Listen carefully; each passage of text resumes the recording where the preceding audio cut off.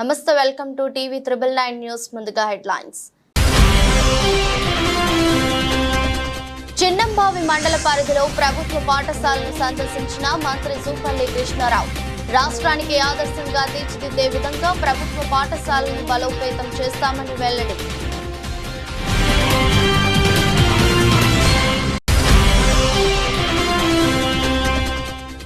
పల్నాడులో హింస జరగడానికి చంద్రబాబే కారణమన్న మంత్రి అంబటి రాంబాబు. తనకి అధికారం రాదని అనుకున్నప్పుడు హింసని ప్రజ్వలింపజేయడం చంద్రబాబు నైజమని విమర్శ.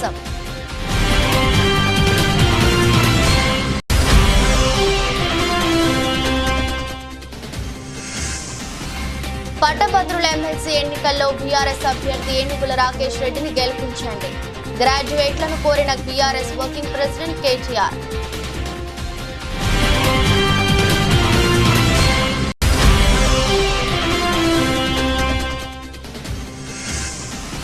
మంత్రి పెద్దిరెడ్డి వాహనాలను విదేశాలకు పంపించేస్తున్నారంటూ టీడీపీ నేతల ఆరోపణ.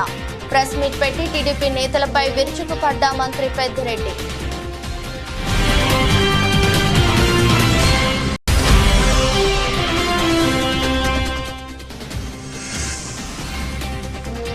నేటితో ముగియనున్న ఎమ్మెల్సీ కవిత జ్యుడిషియల్ రిమాండ్. నేడు కవితను కోర్టులో ప్రవేశపెట్టనున్న అధికారులు.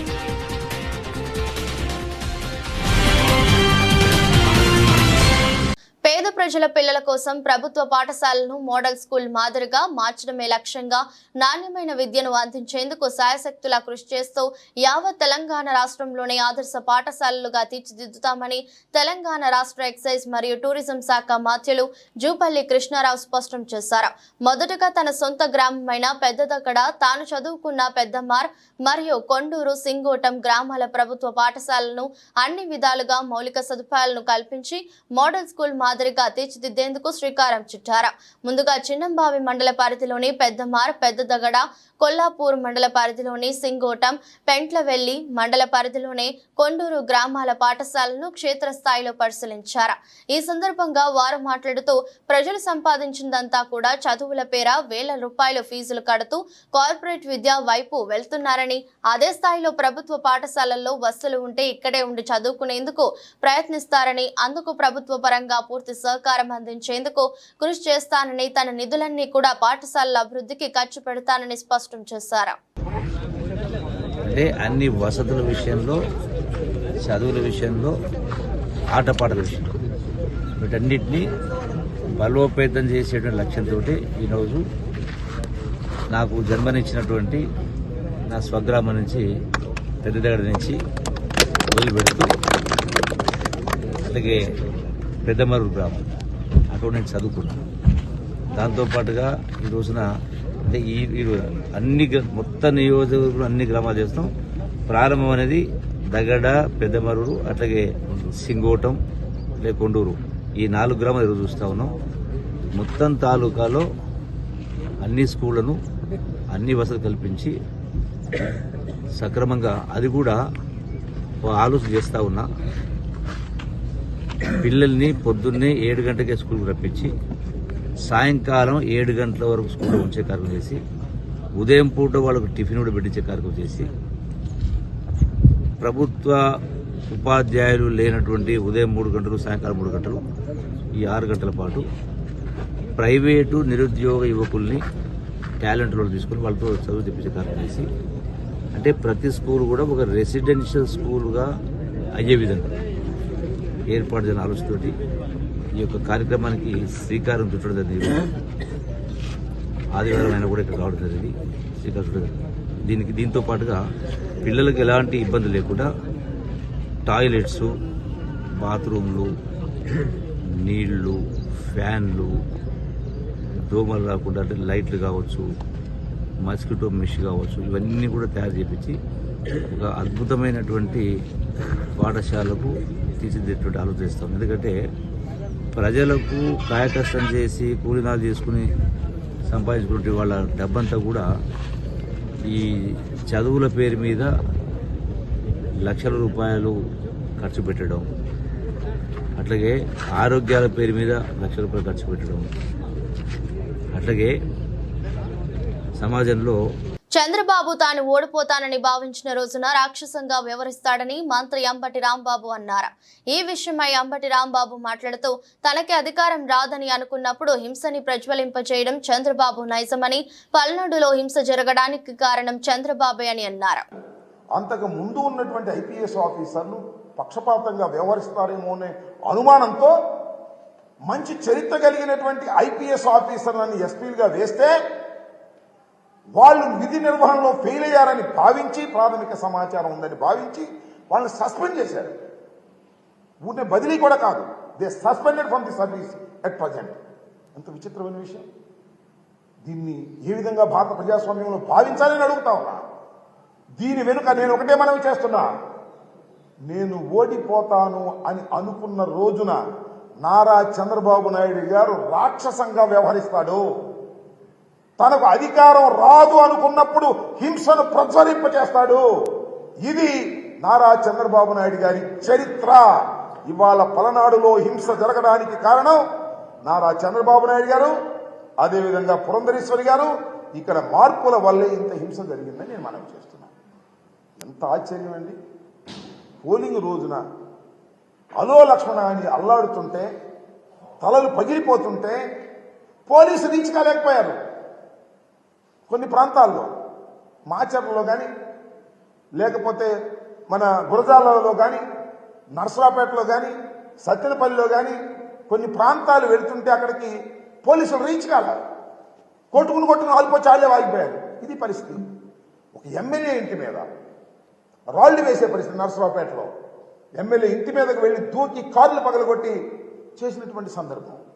అదేవిధంగా నాకు సంబంధించి నా చీఫ్ ఎలక్షన్ ఏజెంట్ నా సన్నిలా వెళితే కారు మొత్తం పగలగొట్టారు.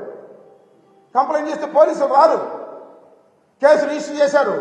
దీనికి పోటీగా మనం కేసు రిజిస్టర్ చేయాలని ఒత్తిడి చేస్తూనే దర్జీ చేయాలనుకుంటున్నారు. ఎందుకంటే ఆ కారు అద్దాలు బయలుపోయినాయి కదా, మాల్లుడు కంప్లైంట్ ఇచ్చాడు కదా. మాల్లుడు కంప్లైంట్ ఇస్తే వాళ్ళు కూడా ఇంకో కంప్లైంట్ ఇచ్చి వాళ్ళు తీసుకోమంటున్నారు. ఇక్కడ ఒక సిఐ గారు ఉన్నాడు, ఆ రాంబాబు, దాన్ని కూడా రిజిస్టర్ చేయాలనుకుంటున్నాడు. ఇది ఇంత దారుణంగా ఫెయిల్యూర్ ఆఫ్ ది పోలీస్. ఈ నెల 27న జరిగే వరంగల్, ఖమ్మం, నల్గొండ పట్టభద్రుల ఎమ్మెల్సీ ఎన్నికల్లో సీరియల్ నెంబర్ 3పై మీ అమూల్యమైన ప్రాధాన్యత ఓటు వేసి బీఆర్ఎస్ పార్టీ అభ్యర్థి ఏనుగుల రాకేష్ రెడ్డిని గెలిపించాలని బీఆర్ఎస్ వర్కింగ్ ప్రెసిడెంట్ కేటీఆర్ కోరారు.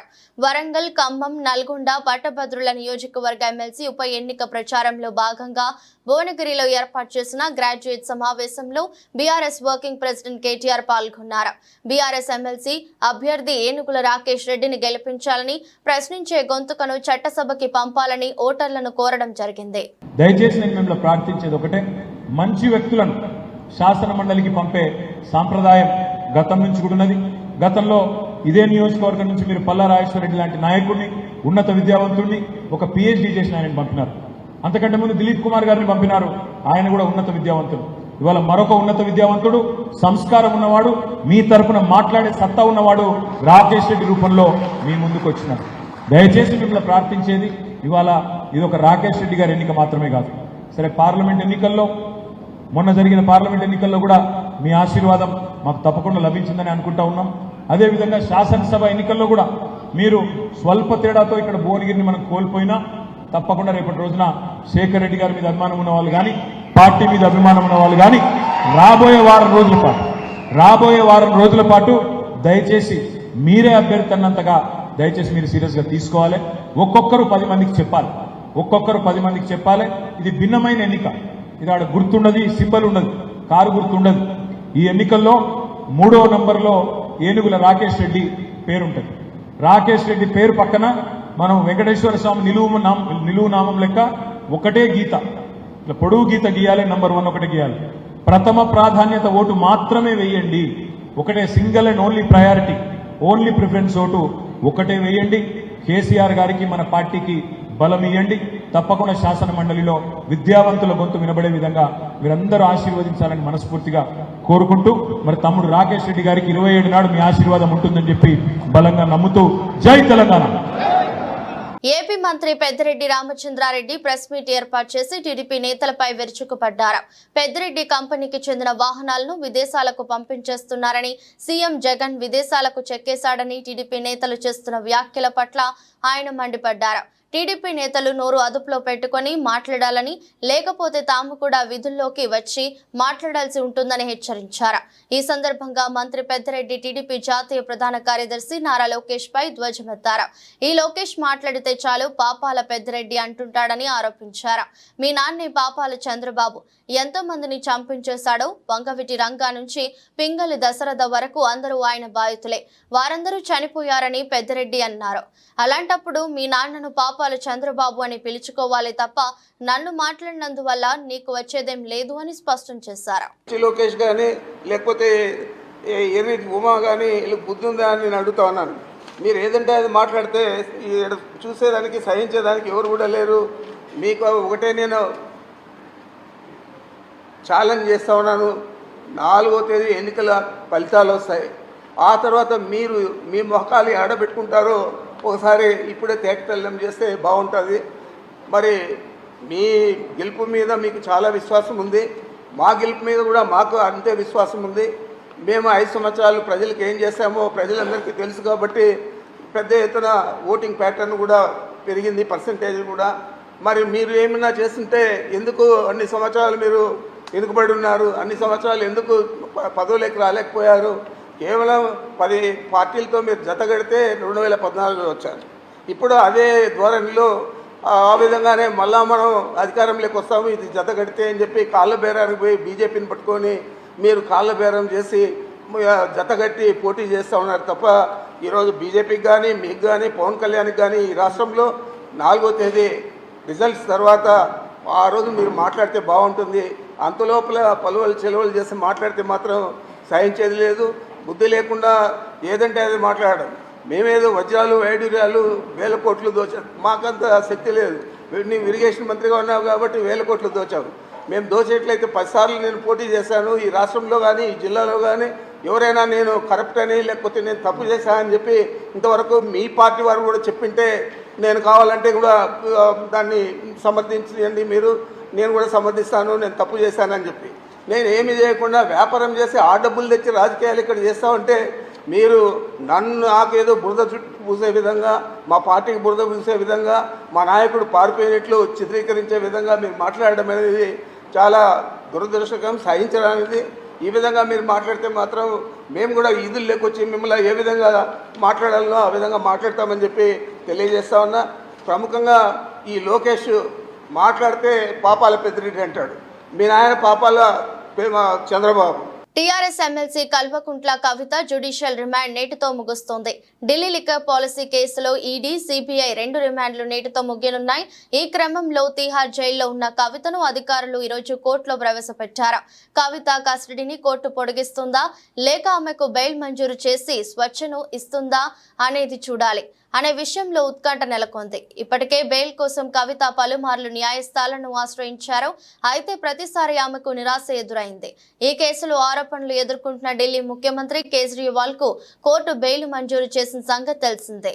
ఢిల్లీ మాజీ ముఖ్యమంత్రి మనీష్ సిసోడియా మాత్రం జైల్లోనే మగ్గుతున్నారు. శ్రీకాకుళం జిల్లా నగర జూనియర్ ఎన్టీఆర్ అభిమానులు సంఘం ఆధ్వర్యంలో తారక రాముడి జన్మదిన వేడుకలను 4 రోజులుగా ఘనంగా నిర్వహిస్తున్నారు.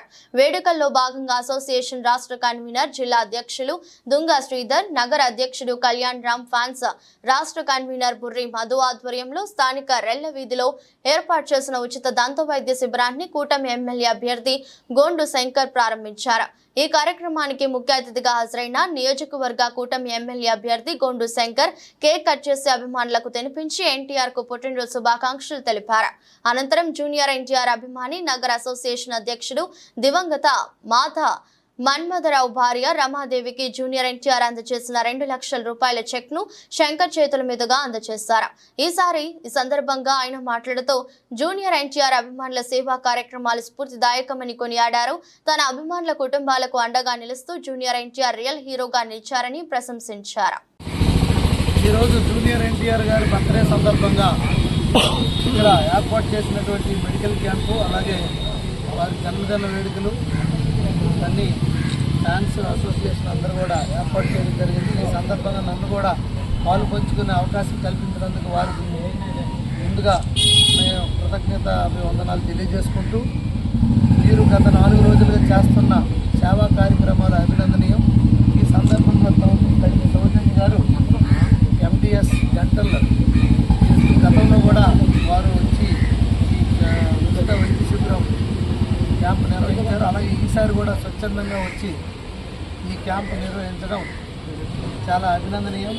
ఆమె కూడా మాజీ స్పీకర్ తీర్పు చేసినట్టు అన్ని బీఆర్ఎస్ కు చెందిన ఫిర్జాదిగూడ మేయర్ 11 మంది కార్పొరేటర్లపై గుర్తు తెలియని దుండగులు ఆదివారం రాత్రి ఔటర్ రింగ్ రోడ్డుపై వారి వాహనాలను వెంబడిస్తూ భయభ్రాంతులకు గురి చేశారని ఫిర్జాదిగూడ మేయర్ జక్కా వెంకటరెడ్డి కార్పొరేటర్లు ఆందోళన వ్యక్తం చేశారు. వారు ప్రయాణిస్తున్న వాహనాలను వెంబడిస్తూ భయభ్రాంతులకు గురి చేస్తూ తమను కిడ్నాప్, హత్యకు సుఫారీ గుండాలను పెట్టారని, సుమారు గంట నుండి ఔటర్ పై తమ వాహనాలను ప్రైవేటు గుండాలు వెంబడించారని, ఇది కాంగ్రెస్ నాయకుల పని అని అనుమానం వ్యక్తం చేశారు. తమను కిడ్నాప్ చేసే దిశగా ప్రయత్నం చేశారని, సినిమా సీన్ ను తలపించేలా ఔటర్ పై కార్ చేజింగ్ జరిగిందని, ప్రాణాలు అరచేతిలో పెట్టుకుని చేరుకున్నామని తమ కార్యకర్తలకు ఫోన్ ద్వారా తెలియజేయగా తమ వద్దకు చేరుకున్నారని, అప్పుడు వారు వెనకడుగు వేశారని కార్పొరేటర్లు వాపోయారు. దాడికి యత్నించిన వారిపై చట్టపరమైన చర్యలు తీసుకోవాలని డిమాండ్ చేశారు. మీ అందరికీ తెలుసు, ఇప్పుడు పీర్జాదిగూడలో 6వ తారీఖు నాడు మేమే అవిశ్వాసానికి పెట్టుకోవడం జరిగింది. సో ఒకసారి మేయర్పై అవిశ్వాసం కలెక్టర్ గారు వెరిఫికేషన్ చేసి దాన్ని కూడా ఆపనికి ట్రై చేసి మా ప్రత్యర్థులు అయినా సరే కలెక్టర్ గారు నిన్న డేట్ ఇచ్చి 5వ తారీఖు నాడు అవిశ్వాసానికి మీటింగ్ కోసం కన్వీన్ కోసం ఇచ్చినారు. మేము దాంట్లో భాగంగానే మా గౌరవ కార్పొరేటర్లు మేము కలిసి సూర్యాపేట నుంచి మేము Hyderabad outer ring road Novotel హోటల్కి వెళ్ళాల్సి ఉండే. యాక్చువల్గా వెళ్ళే క్రమంలోనే ఔటర్ రింగ్ రోడ్ ఎక్కే దగ్గరే ఎక్కడైతే హైత్ నగర్ దగ్గర ఎక్కడికి ట్రై చేస్తున్నామో అక్కడే దాదాపుగా ఒక 20-25 కార్లు పెట్టుకొని ఒక 50 మంది అమర్ సింగ్ ఆధ్వర్యంలో అట్లాగే మిగతా నాయకుల ఆధ్వర్యంలో అక్కడ నిల్చున్నారు. మాకు చూడేసరికి ఇంతమంది ఉన్నారు ఏంది అని చెప్పి అర్థమైపోయి మేము మా కార్లు వేగం పెంచడంలో మా కార్లని గుద్దడానికి కానీ అట్లాగే మమ్మల్ని కిడ్నాప్ చేసి ఆపి మా కార్లకు అడ్డం వచ్చి ఆపడం కానీ, సో ఇట్లాంటి అన్ని కార్యక్రమాలు చేయంగానే మేము యాక్చువల్గా నోవాటెల్ దగ్గర వెళ్ళాల్సిన వాళ్ళం వెళ్లకుండా ఔటర్ రింగ్ రోడ్ పైన మొత్తం కంప్లీట్గా రింగ్ అంతా ట్రావెల్ చేసి మా యొక్క నాయకులకు కార్యకర్తలకు ఇన్ఫార్మ్ చేసి గట్కేసారి ఔటర్ రింగ్ రోడ్ దగ్గర వస్తామని చెప్పడం జరిగింది. ఎంత భయభ్రాంతులు అంటే మా కార్ని గుద్దేటట్టుగా, మమ్మల్ని కిడ్నాప్ చేసేటట్టుగా, లేకపోతే మమ్మల్ని చేజ్ చేసి యాక్సిడెంట్ చేసే విధంగా నిజంగా మా అందరినీ కూడా భయభ్రాంతులు గుర్తు చేయడం. నిజంగా ఇది రాజకీయంగా ఎదుర్కోవాలి, కానీ ఇలాంటి పిరికిపంద చర్యలు, ఇలాంటి గూండాయిజాలు ఇవన్నీ కూడా నిజంగా ఈ గౌరవ సుధీర్ రెడ్డి గారు మరి ఆయన ఏమనుకుంటున్నారో కానీ ఆయనకు అట్లే ప్రభుత్వం కూడా ఇది మంచిది కాదు. ఏమనుంటే ప్రజాస్వామ్యం ఎన్నుకోండి, ఆ ప్రజాస్వామ్యబద్ధంగా కౌన్సిల్లో తేల్చుకోవాల్సిన అవిశ్వాసము మేయర్గా కొనసాగాలంటే గౌరవ కార్పొరేటర్లు మద్దతు ఉండాలి తప్ప ఈ గుండాలని లేకపోతే ఇట్లాంటి వాళ్ళందరి అవసరం లేదు. సో కాబట్టి ఇట్లాంటి పిరికిపంద చర్యని తీవ్రంగా బీఆర్ఎస్ పార్టీ తరఫున ఖండిస్తున్నాం. మా గౌరవ కేటీఆర్ గారు ఎంతో కష్టపడి అహర్నిశలు శ్రమ చేసి మున్సిపాలిటీని ఎంతో ఉన్నతంగా తీర్చిదిద్దాలనుకున్నారు. అట్లాంటిది ఈ యొక్క అవిశ్వాసాల పేరు పైన ఈరోజు పీర్జాదిగూడలో జరిగిన నాటకీయ పరిణామాలు మీ యావత్ తెలంగాణ మొత్తం చూస్తుంది. దీన్ని తీవ్రంగా ఖండిస్తున్నాం. జై తెలంగాణ, జై తెలంగాణ. బెంగళూరు ఓ ఫామ్ హౌస్ లో బర్త్డే వేడుకల పేరుతో హైదరాబాద్ వాసి రేవ్ పార్టీ నిర్వహించారు. సమాచారం అందుకున్న పోలీసులు ఆ రేవ్ పార్టీపై దాడి చేసి కొందరిని అదుపులోకి తీసుకున్నారు. దీనికి తెలుగు నటీమణులు బడా బాబులు కూడా హాజరయ్యారు. పార్టీలో పలు మత్తు పదార్థాలను స్వాధీనం చేసుకున్నట్లు సమాచారం.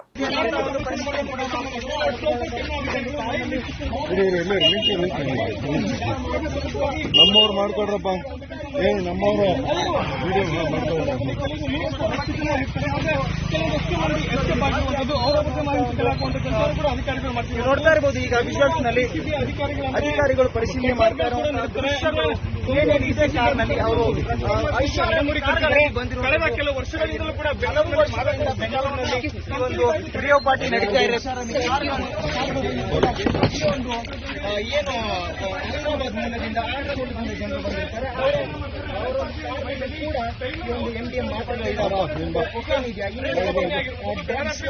కాంగ్రెస్ ఎమ్మెల్సీ అభ్యర్థిగా ఈరోజు మీ ముందు నిలబడ్డాను. కానీ తీన్మార్ మల్లన్నగా 10 ఏళ్లలో నిటారుగా నిలబడి ప్రజలను హింసిస్తున్న వారిపై యుద్ధం ప్రకటించాను. నేను పోటీ చేసిన ప్రతి ఎన్నికల్లో నాకు సహకరిస్తున్న మాజీ మంత్రి రామరెడ్డి దామోదర్ రెడ్డికి ఎంతో రుణపడి ఉంటాను. సూర్యాపేటకు ఎమ్మెల్యేగా గుర్తించేది వేరెవరినో కాదని రామరెడ్డి దామోదర్ రెడ్డిని అన్నారు. ఎంపీ ఎన్నికల్లో 40,000 మెజారిటీ కాదు, అంతకంటే ఎక్కువ మెజారిటీని కాంగ్రెస్ సూర్యాపేట నియోజకవర్గం నుంచి ఇస్తోంది. ఇప్పటి వరకు ఎమ్మెల్సీ ఎన్నికల్లో కాంగ్రెస్ విజయం సాధించలేదు. మొదటిసారిగా నా రూపంలో ఈ విజయం సాధించబోతోంది. మీ సోదరుడుగా ఇప్పుడు పట్టభద్రుల ఎమ్మెల్సీ ఎన్నికల్లో అభ్యర్థిగా నిలబడ్డారు. కానీ ఇవాళ తీన్మార్ మల్లన్న ఈ 10 ఏళ్ల కాలంలో ఎక్కడైతే నిటారుగా నిలబడి ఈ ప్రజల హక్కుల కోసం ఈ ప్రజలను హింసిస్తున్న వారిపైన ఓ యుద్ధాన్ని ప్రకటించి కొట్లాడినటువంటి క్రమం మీ అందరికీ తెలిసిందే. అంతకంటే మీకు నేను ఎందుకు పోను. తీన్మార్ మల్లన్న గురించి మీకు కొత్తగా చెప్పాల్సింది ఏమి లేదు. కానీ ఒకటైతే మీ ముందు చెప్పాలి, అభ్యర్థిగా తీన్మార్ మల్లన్నకు ఎమ్మెల్సీ ఎన్నికల్లో నిలబడ్డ ప్రతిసారి నా వెన్ను తట్టి నిలబడ్డ నా అన్న పెద్దన్న దామోదర్ రెడ్డి గారికి మాత్రం ఎల్లప్పుడూ రుణపడి ఉంటానని చెప్పి మీ అందరికీ తెలియజేస్తాను సోదరులారా. ఎక్కడ ఉన్నా ఏ ఎన్నికల్లో నిలబడ్డా ఆయన చల్లని చూపు మా పైన ఉంటుండే, ఆ రకంగా పోతుండే. కానీ ఇదే అసెంబ్లీ ఎన్నికల్లో జరిగిన పొరపాటు వాస్తవానికి కూడా సూర్యాపేటకి ఎమ్మెల్యేగా దామోదర్ను గుర్తిస్తారు తప్ప ఇక్కడ ఉన్నటువంటి నాయకులు ఎవరు కూడా ఆయన గుర్తిస్తారని తెలియజేస్తాను సోదరులారా. నాకు తెలుసు మొన్న జరిగినటువంటి పార్లమెంట్ ఎన్నికల్లో అన్న సర్వోత్తమన్న చెప్పినట్టుగా 40,000 కాదన్నా అంతకంటే ఎక్కువ మెజార్టీ సూర్యాపేట కాంగ్రెస్ పార్టీకి ఇవ్వబోతా ఉంది. అది అన్న దామోదర్ రెడ్డి గారి నాయకత్వంలో జరగబోతా ఉందని నేను తెలియజేస్తా ఉన్నా. మరి పట్టభద్రుల ఎమ్మెల్సీ ఎన్నిక ఇది మేధావి వర్గం ఎన్నిక. వరంగల్, నల్గొండ, ఖమ్మం పట్టభద్రుల ఎమ్మెల్సీ ఎన్నికల్లో ఇప్పటి వరకు కాంగ్రెస్ పార్టీ విజయం సాధించలేదు. మొట్టమొదటిసారిగా ఈ గడ్డ పైన ఈ పట్టభద్రుల ఎమ్మెల్సీ స్థానం పైన కాంగ్రెస్ పార్టీ జెండా ఎగరవేయబోతా ఉంది. మీ అందరి ఆశీస్సులతోని, మీ అందరి ప్రేమతోని, మీ అందరి బలంతో అది సాధ్యం కాబోతా ఉందని చెప్పి తెలియజేస్తా ఉన్నా. అన్నమయ్య జిల్లా బి కొత్తకోట హర్సిలీ హిల్స్ లో ప్రైవేటు బస్సుకు త్రుటిలో తప్పిన ప్రమాదం. ప్రముఖ పర్యాటక కేంద్రం హర్సిలీ హిల్స్ లోని 3వ మలుపు వద్ద ప్రైవేటు బస్సుకు బ్రేక్ ఫెయిల్ కావడంతో ప్రమాదవశాత్తు రోడ్డు పక్కనున్న బండరాయిని ఢీకొంది. చిన్న మండం నుండి పర్యాటకులతో ఆదివారం హర్సీ హిల్స్ లో సందర్శించి తిరుగు ప్రయాణంలో రాత్రి 3వ మలుపు వద్ద బ్రేకులు ఫెయిల్ అవ్వడంతో ఘటన చోటు చేసుకుంది. బస్సులో దాదాపు 40 మంది పైగా పర్యాటకులు ఉండగా ఎవరికి ఎటువంటి ప్రమాదం జరగకపోవడంతో అధికారులు ఊపిరి పీల్చుకున్నారు. పోచంపల్లిలో వడ్ల కొనుగోలు కేంద్రాన్ని పరిశీలించిన భువనగిరి శాసనసభ్యులు కుంభం అనిల్ కుమార్ రెడ్డి గత వానాకాలం యాసంగి ధాన్యం నిలువ ఉండటం వల్లే ఈసారి ధాన్యం అన్లోడింగ్ కు ఇబ్బంది అవుతుందని, గత ప్రభుత్వంలో జూన్ 30 వరకు కొనుగోలు జరిగేవని, ఇప్పుడు ఈ ప్రభుత్వంలో ఇంకో వారం రోజుల్లో ధాన్యం కొనుగోలు పూర్తి అవుతాయని తెలిపారు. లారీల సమస్య తలెత్తకుండా లారీలను త్వరగా పంపాలని, కొనుగోలును వేగవంతం చేయాలని అధికారులతో, రైస్ మిల్లు యాజమానులతో మాట్లాడారు. కొత్త అధికారులకు సమస్య అర్థం కావడానికి కొంత టైం పట్టింది. మేము కూడా ప్రజాప్రతినిధులం, అధికారులతోటి రివ్యూలు పెట్టుకోలేము. కోడ్ ఉంది, ఇంకా జూన్ 4 తారీఖు వరకు కోడ్ ఉంది. సరే అయినా కూడా దీని మీద అంటే పైకెళ్ళి కూడా అట్లనే ఉంటుంది, ఇది రాష్ట్రం నుంచి కూడా. సరే అయినా కూడా ఇన్స్ట్రక్షన్స్ ఇస్తుంటారు, చేస్తుంటారు. కానీ క్షేత్రస్థాయిలో అధికారులతోటి ఒక కోఆర్డినేషన్, పర్ఫెక్ట్ కోఆర్డినేషన్ చేయడానికి కొంత ఇబ్బంది అవుతుంది. సరే ఏదేమైనప్పటికీ ఈసారి వడ్ల కొనుగోలు ఎప్పటికంటే గత 4-5 ఏళ్ళ నుంచి ఎప్పుడు కూడా వల్ల ఈసారి ముందుగా మొదలుపెట్టినాం. వడ్ల కొనుగోలు ఎప్పుడు మొదలుపెట్టినాం? మనం ఏప్రిల్ 4-5 తారీఖునే మొదలుపెట్టినాం. వడ్ల కొనుగోలు కూడా జనరల్గా పోయినసారి జూన్ 20వ తారీఖు నాడు వడ్ల కొనుగోలు అయిపోయింది. ఈసారి మే ఆఖరి లోపల వడ్ల కొనుగోలు మొత్తం కూడా అయిపోయింది, మొత్తం కంప్లీట్ అయిపోయింది. ఓకే సరే ఈసారి ముఖ్యంగా ఏంటంటే మనకు సంబంధించి ఇదే పోచంపల్లి మండలి తీసుకుంటే 44,000 మెట్రిక్ టన్నుల వడ్లు కొనుగోలు అయినాయి. ఇంకా 13,000 మెట్రిక్ టన్నులు ఇంకా కొనడానికి వడ్లు అట్లా ఉన్నాయి. సరే మరి అట్లా ఒలిగొండ మండలి చూస్తే కూడా అక్కడ కూడా దాదాపు ఇదే స్థాయిలో ఉన్నాయి. ఆడో 13,000 టన్నులు ఉన్నాయి, ఆడో 50,000 టన్నుల వరకు అమ్ముడు పోయి అక్కడ అదే పరిస్థితి. బీబీనగర్లో 8,000 మెట్రిక్ టన్నులు ఇంకా కొనాల్సిన అవసరం ఉంది. సరే అయితే ఇది ఒకటేంటంటే ఈ కోఆర్డినేషన్ అనేది ఏంటంటే అయితే ప్రతిసారి సమస్యలు ఉన్నట్టు ఈసారి కూడా ఇక్కడ ఏంటంటే పర్ఫెక్ట్ కోఆర్డినేషన్ చేయాలి. ఒక దిక్కు లారీలు ఇంపార్టెంట్. గన్నీ బ్యాగ్స్ అంటే ఈసారి గన్నీ బ్యాగ్స్ అంత ప్రాబ్లం కాదు, లారీలు ఇంపార్టెంట్. లారీలు సమకూర్చుకోవాలి, లారీలు అన్లోడ్ కావాలి.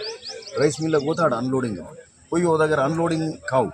అన్లోడింగ్ ఎందుకు కావాలి? ఇప్పుడు పక్కకున్న రైస్ మిల్లే అన్లోడింగ్ ఎందుకు కాలేదని అడిగితే ఆయన లోడర్ మీదకి వేయాలంటే ఆయన కరెంట్ కావాలంటే ట్రాన్స్ఫార్మర్ ఇక్కడ 4 ట్రాన్స్ఫార్మర్లు ఖరాబ్ అయినాయి, మొత్తం మాకు కరెంట్ లేదు.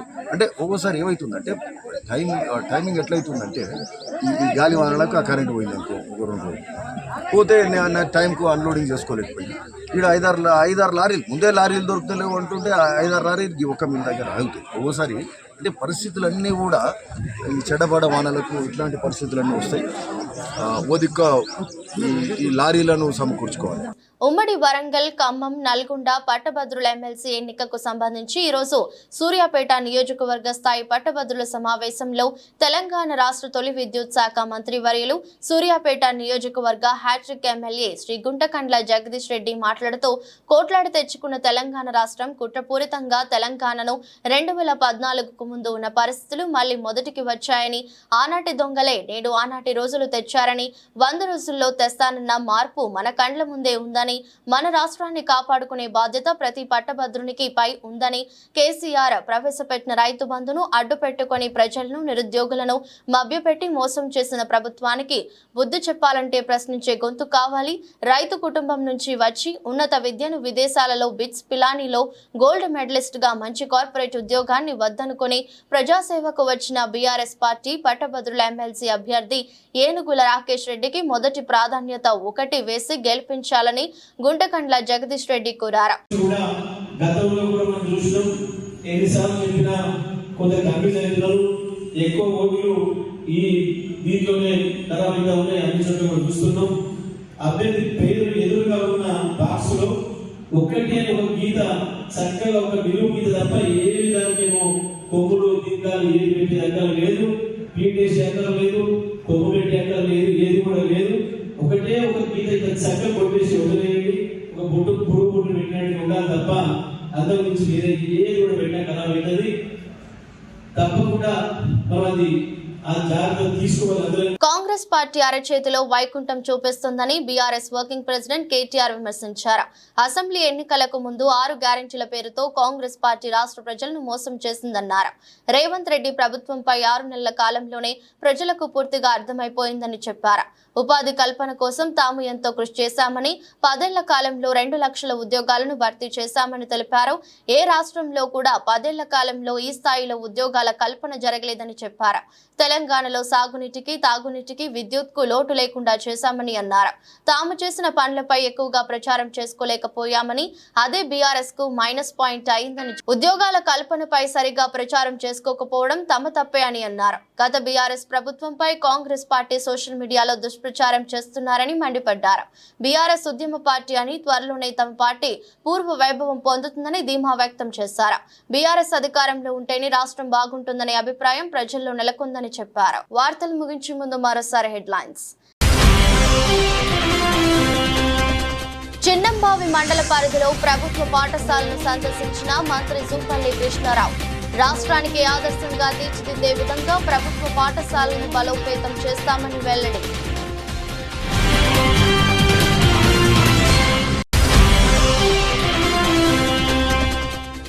పల్నాడులో హింస జరగడానికి చంద్రబాబే కారణమన్న మంత్రి అంబటి రాంబాబు. తనకి అధికారం రాదని అనుకున్నప్పుడు హింసని ప్రజ్వలింపజేయడం చంద్రబాబు నైజమని విమర్శ.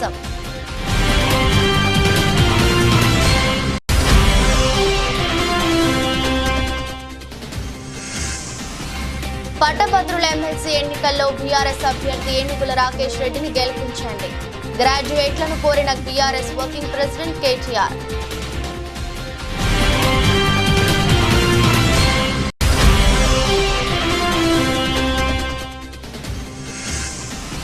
మంత్రి పెద్దిరెడ్డి వాహనాలను విదేశాలకు పంపించేస్తున్నారంటూ టీడీపీ నేతల ఆరోపణ. ప్రెస్ మీట్ పెట్టి టీడీపీ నేతలపై విరుచుకుపడ్డ మంత్రి పెద్దిరెడ్డి.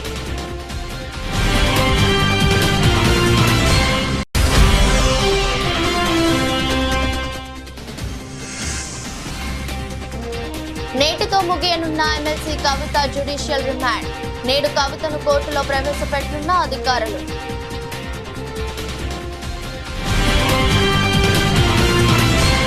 ఇది రోజు బులెటిన్. మరో బులెటిన్లో మళ్ళీ కలుద్దాం. అంతవరకు సెలవు. నమస్కారం.